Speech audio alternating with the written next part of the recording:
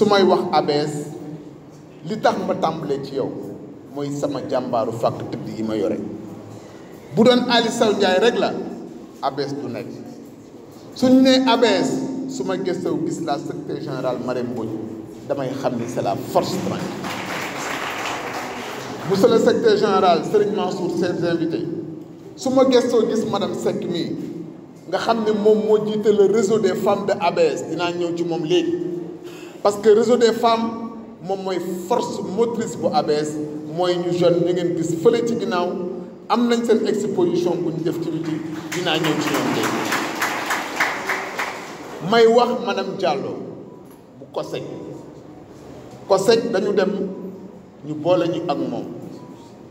wax dëgg yàlla ñu nekk ñu baax bés bi mu ñëwee dañ ñu recevoir boole ñoom madame Diallo li ci neex mooy def ne tey laa mës a recevoir sama bopp ndax samay mbokk laa recevoir te madame Diallo mi toog Omar Jo Mbaye mooy magam Omar Jo Mbaye ku ko dégg xam ne am na lu mu def kii kon madame Diallo à travers vous nous rendons hommage à notre grand frère Omar Jo Mbaye yàlla na ko yàlla yërëm di gërëm bu baax le directeur l'administrateur du fonds de l'entrepreneuriat moom moo topp si yow muy dayi bu Seck ma bëgg ñu tàccul ma ko bu baax jotam barewul tey dafa amoon réunion cabinet avec le ministre de la femme et de la famille démb mun nañu dinaa def lu tout ñaan leen ba ñu retour ba ñu toxal réunion bi après midi bi parce que yéen ABS mënu ma dem bàyyi leen kon monsieur l'administrateur merci li tax may def lii c'est important parce que ku nekk sa bés la am su ma tuddee le conseil départemental de la jeunesse damay wax mon frère nañ ma ko tàccul bu baax monsieur Ahmed Gueye mu ngi ne la toog jiite képp kuy ndaw di département Pikine kon tey mooy suñu ministre de la jeunesse yàlla na la ko yàlla def sëriñ bi nag ñu ko ñaanal bu baax ku baax la ku yaru la ku mën a liggéey te tey la di nuyu bu baax le cabinet du maire de la commune Amadou Diarra ici présent avec son chef de cabinet di nuyu bu baax sama sœur sama xarit l'éminent docteur Khalia Aïdara sëtu yonent bi maamam Seydouna Mohamed moom sëtu yonent la mais c'est un docteur en philosophie chaque année mu marqué de sa présence le forum des leaders de ABS di nuyu bu baax nag suñu ndayu bopp nag muy ajaratu Marème Mbodj Kabiru Marème Mbodj Kabiru ku ko wax tudd nga Pikine ndax ku tudd dëkk ku tudd mburu wolu dëkk te moom mooy Pikine kon Adja Marème merci jërëjëf yaay booy kontaan nañ ci taxawaay di nuyu bu baax Boubacar Ba nga xam ne yoroon na fi AFEJBAN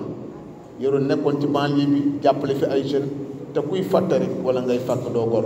Boubacar merci pour ce que tu as fait à la jeunesse de Pikine. di am yaakaar si yéen di ñaan yàlla rek liggéey bi nga xam ni sumb nañ ko yaakaar bi si am yaakaar boobu yàlla bu mu das mënoon naa bañ wax sax jox oustaz Wat mu waxal ma ndax oustaz Wat bi ñu jëkkee def élection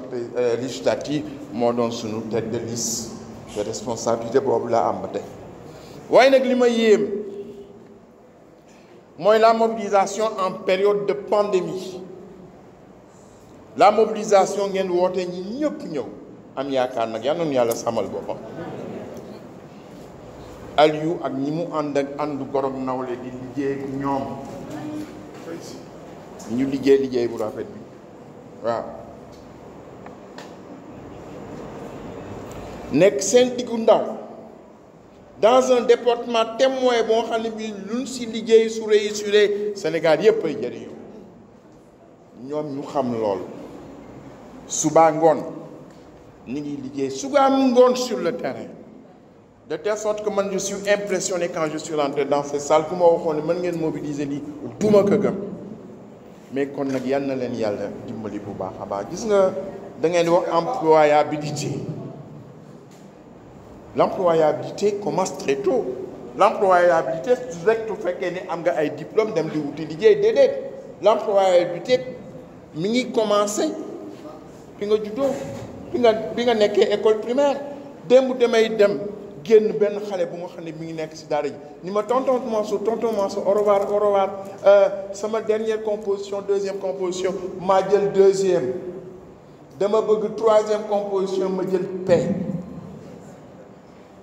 ma génne xaalis bi mu amoon may ko ni ko jëndee ko tàngal sëñ Cheikh Ahmed Tijani bi ñu nekkee xale suñu daan may xaalis daf leen wax jëndee leen ko tàngal ndax ku sant si dafa bëgg tàngal.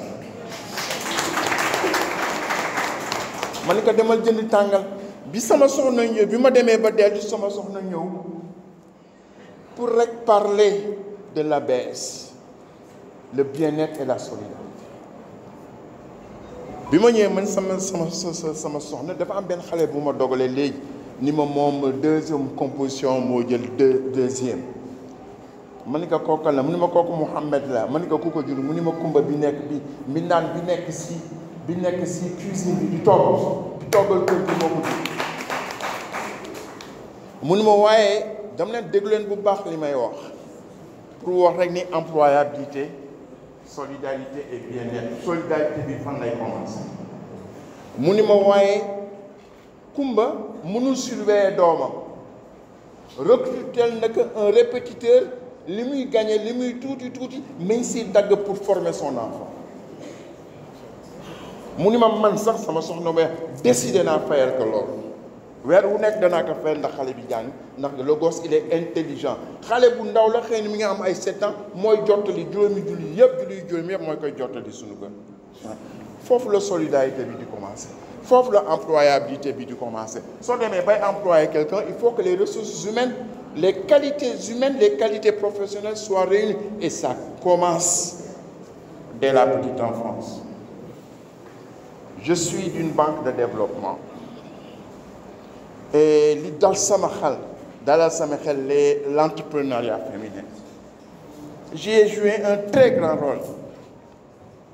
à la Banque Islamique Développement. Moi, j'aurais 2 exemples. Exemple bi nekk foofu ak beneen exemple bu nga xam ne bi le sourire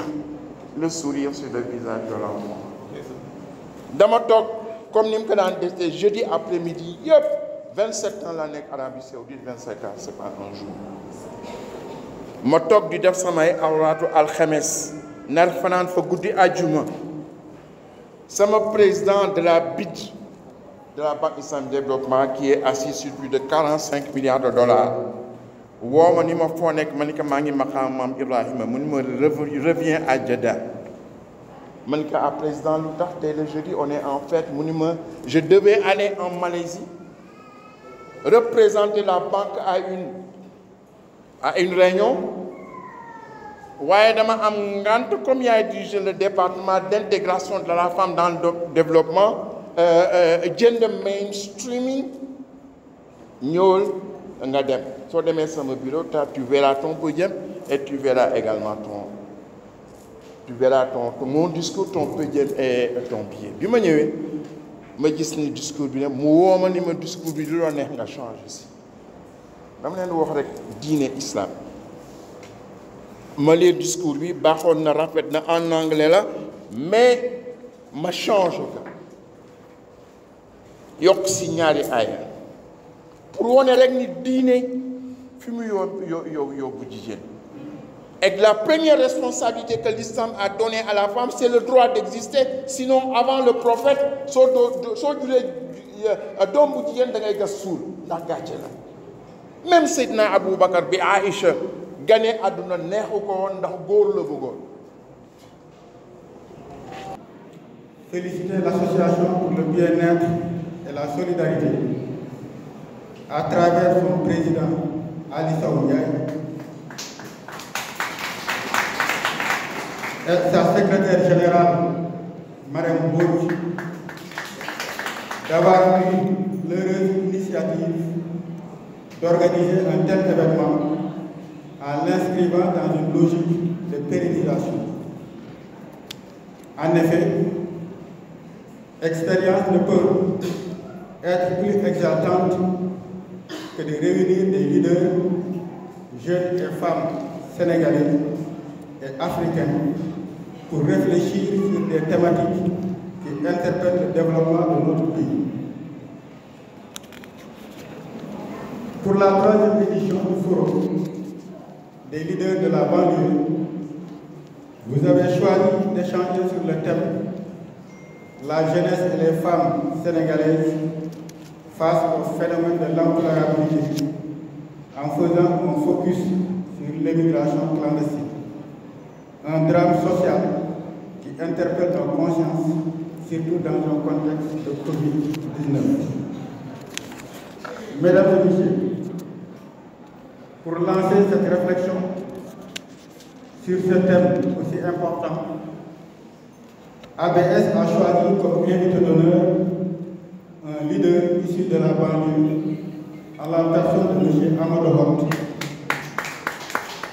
ministre de l'économie, du plan et de la coopération. Son leadership, acquis à la faveur d'un brillant parcours académique et professionnel, doit inspirer les jeunes de Pikine, de Keur Massar, du Sénégal, d'Afrique et d'ailleurs. Monsieur le ministre Amadou Hott avait souhaité être parmi vous pour manifester vivement sa joie d'avoir été choisi comme parrain, mais également pour partager avec les jeunes leaders ici présents,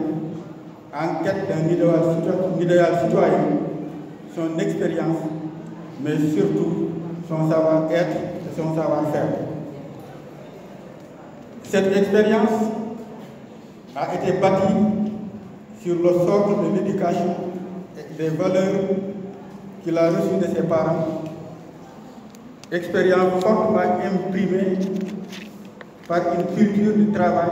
et de l'excellence, une confiance en soi et une foi inébranlable. Très tôt, M. le ministre Amadou Hott a compris que l'excellence n'a pas de race, ni de couleur, ni d'ethnie, ni d'âge,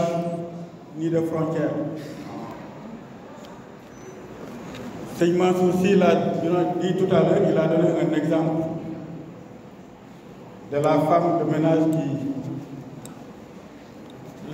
avec ses faibles revenus, parvient à dégager un petit montant qu'elle met au service de l'éducation de son enfant parce qu'elle a senti un potentiel en cet enfant. Et cet enfant-là, demain, peut-être un Amadou Hott, peut-être un Macky Sall, peut-être quelqu'un d'autre. Donc, grâce à cette abnégation, le ministre avait l'habitude de dire que de Thiaroye Street, donc des rues de Thiaroye,